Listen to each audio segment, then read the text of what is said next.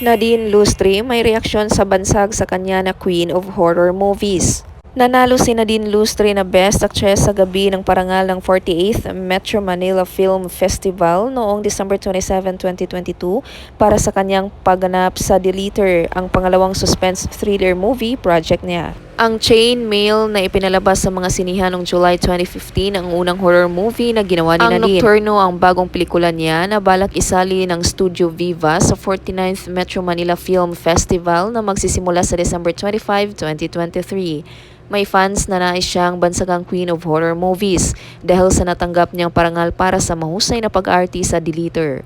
Ang Deleter na kumita ng 240 million pesos ang top grosser sa 48th Metro Manila Film Festival. Pero may paliwanag ang 29-year-old actress kung bakit hindi niya matatanggap ang naturang titulo.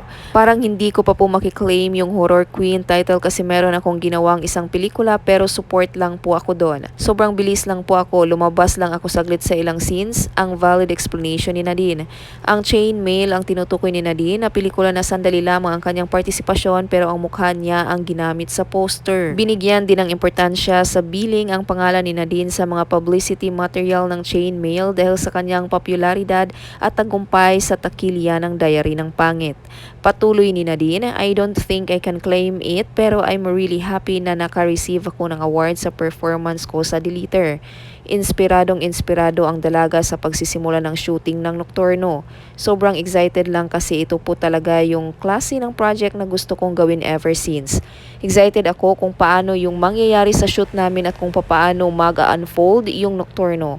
But there's a bit of pressure just because si Direk Michael Red din ang katrabaho ko and last year Deleter did so well.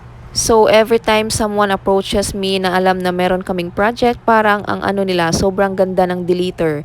Excited kami para mapanood yung Nocturno for this year. So medyo may konting pressure but I'm very confident naman ang pahayag ni Nadine tungkol sa pangatlong horror movie na pagbibidahan niya kasama sina Bea Benene at Wilbert Ross. And that's it for today's video. Thank you for watching and please don't forget to subscribe, like, and share for more showbiz updates.